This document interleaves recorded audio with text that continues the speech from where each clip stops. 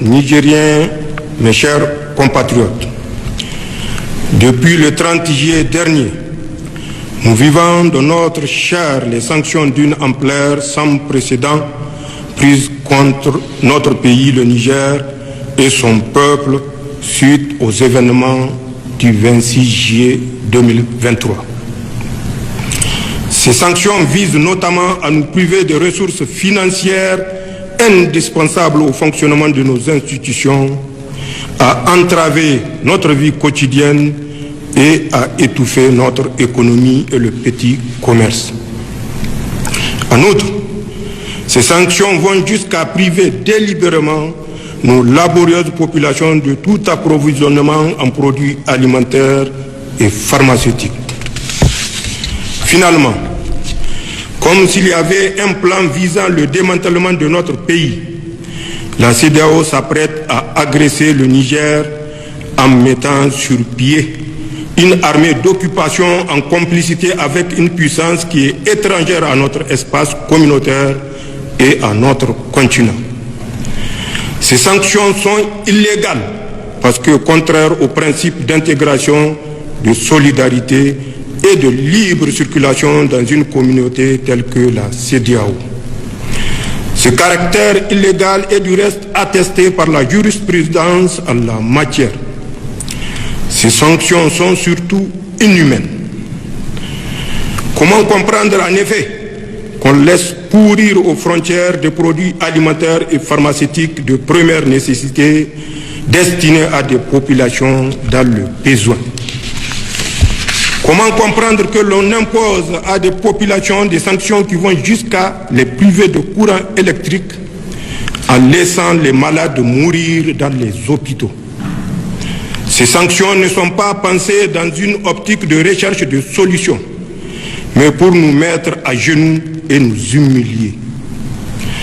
Comme vous le savez, elles ont été prises sans consultation préalable, ni des autorités de transition, ni des instances régionales, ni des parlements nationaux, ni des populations sœurs des pays de la communauté.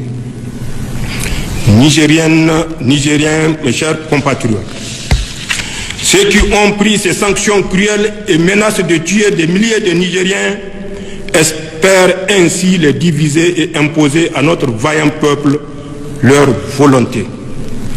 Ils pensent pouvoir nous contraindre à accepter par la force ce qui est profondément inacceptable, car contraire à nos intérêts vitaux et à nos valeurs cardinales. Ils veulent isoler notre pays à un moment où notre peuple a le plus besoin de la solidarité communautaire pour mieux faire face au terrorisme et à l'insécurité. Ils ne semblent pas mesurer l'ampleur de contre-coup qu'une agression militaire contre le Niger aurait sur toute la région.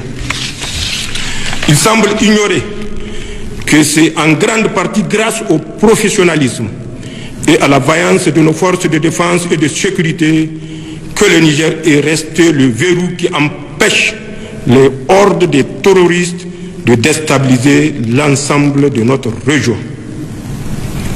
Heureusement, dans plusieurs pays voisins, comme lointains, membres de la communauté ou non, des leaders visionnaires et des populations solidaires ont exprimé et expriment leur opposition à toute intervention qui ouvrirait une véritable boîte de Pandore.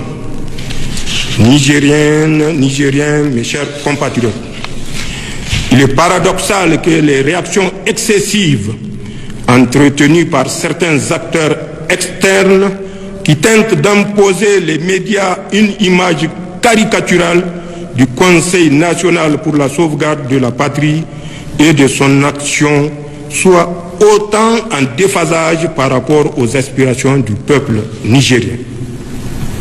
La réaction populaire observée dans tout le pays démontre pourtant à suffisance que l'action des forces de défense et de sécurité regroupées au sein du Conseil national pour la sauvegarde de la patrie répond clairement à l'exaspération de l'écrasante majorité du peuple nigérien qui se sent délivré.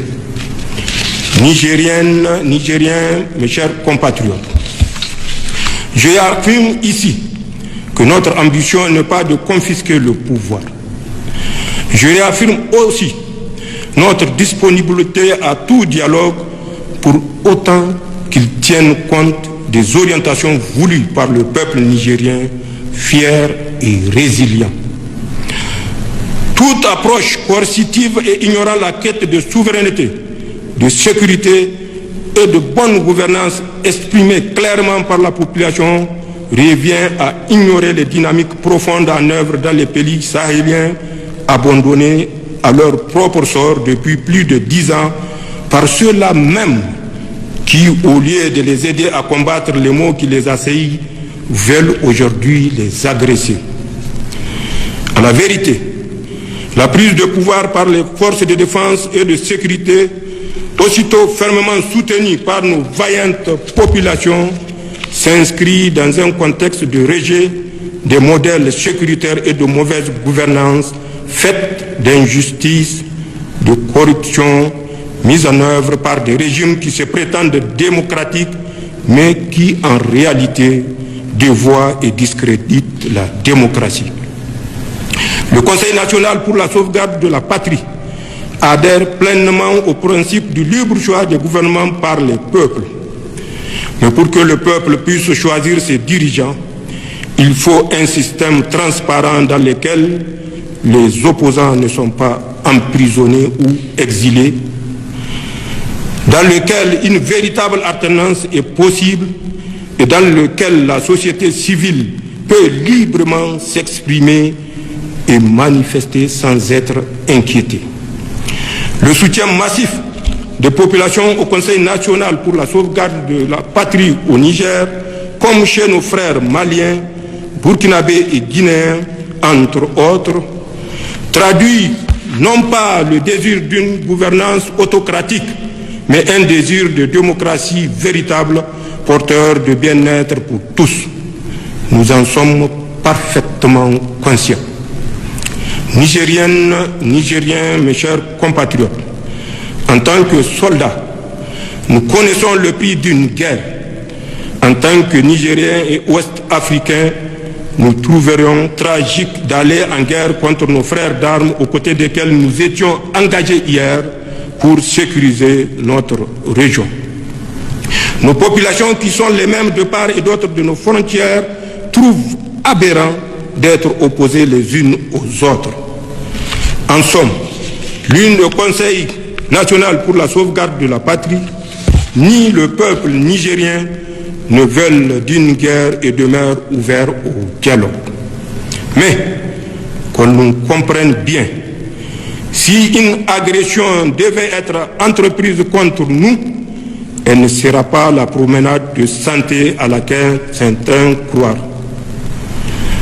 En effet, ils trouveront face à eux 26 millions de Nigériens, les dignes fils de Dunama Dibanami, de Idriss Alaouma, de Mohamed Kosso, de Mohamed Nafarko, de Amadou Tanimoun Kourandaga, de Suleiman Tanchintouma, de Kausen Ag Kedda, de Tankasawa Agoragi, de Babari Soba, de Bawa Jangwarzo, de Akazama Ari Kulumba, de Mali Bero, de Ousmane Tanfodio, de Soni Alibert et de Askia Mohamed, entre autres. Ainsi, fort du soutien de notre grand peuple et avec l'aide de nos frères du Burkina, de la Guinée et du Mali, les forces de défense et de sécurité du Niger ne se déroberont pas.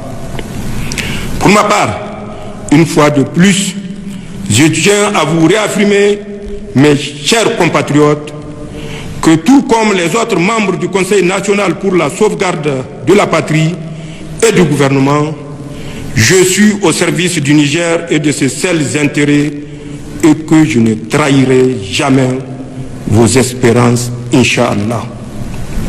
Aussi, conscient de la nécessité de structurer les nouvelles élans de patriotisme qui règnent au Niger, j'engage toutes les forces vives de la nation à travers un dialogue national inclusif.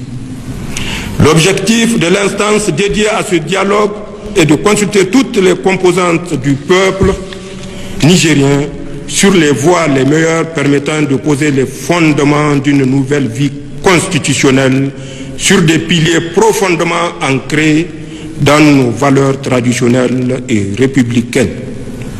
Dans cette perspective, le gouvernement est d'ores et déjà instruit pour prendre les dispositions urgentes en vue de l'organisation de ce dialogue.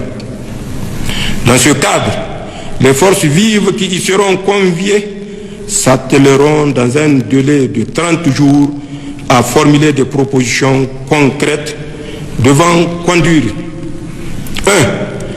À définir les principes fondamentaux devant régir notre transition.